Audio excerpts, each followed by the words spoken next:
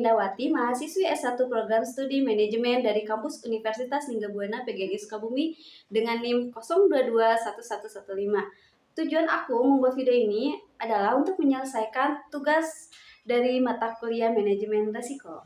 Manajemen risiko merupakan aspek penting yang harus dikelola dengan baik karena fluktuasi variabel makro seperti harga mata uang, tingkat bunga, komoditas, dan ekuitas dapat berdampak signifikan.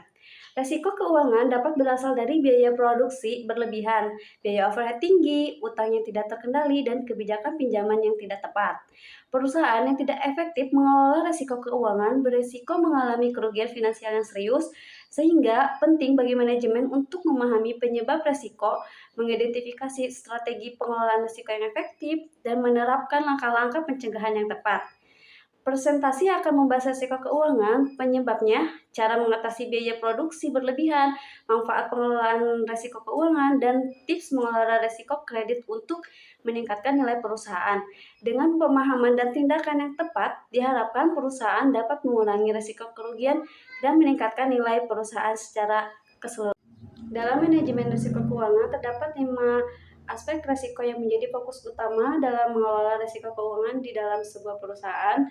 Yang pertama ada risiko keuangan perusahaan, yang kedua penyebab risiko keuangan, ketiga mengatasi biaya produksi berlebihan, keempat manfaat mengelola risiko keuangan, kelima tips mengelola risiko kredit.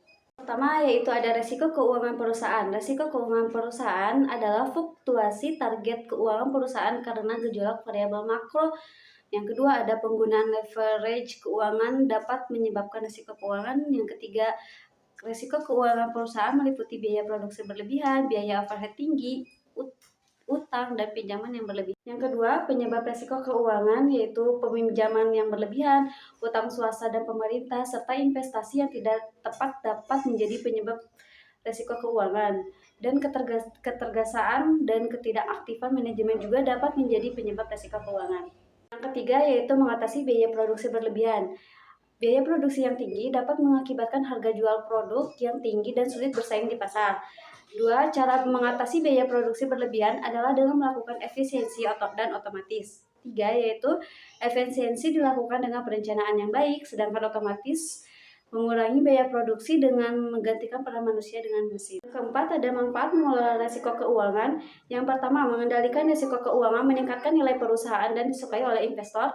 Yang kedua, stabilitas aliran kas meminimalkan kejutaan laba dan mengurangi risiko gagal bayar. Yang ketiga, manajemen eksposur yang aktif memungkinkan fokus pada risiko bisnis utama dan memberikan manfaat bagi pemberi pinjaman, karyawan, dan pelanggan. Terakhir ada tips mengelola risiko kredit. Yang pertama, memberikan kredit kepada orang yang dapat dipercaya, memiliki kemampuan untuk membayar, modal seperti yang cukup, dan kondisi usaha yang stabil. Yang kedua, evaluasi kredibilitas debitor sebelum memberikan pinjaman. Dan yang terakhir, perhatikan pengelolaan dana debitor melalui neraca, laporan laba rugi, dan aliran dana setiap tahunnya, yaitu manajemen risiko keuangan perusahaan meliputi identifikasi dan pengelolaan risiko-risiko yang dapat mempengaruhi kesehatan keuangan perusahaan seperti risiko pasar, biaya produksi yang berlebihan, biaya overhead tinggi, utang, dan pinjaman berlebihan. Sekian materi yang bisa saya sampaikan.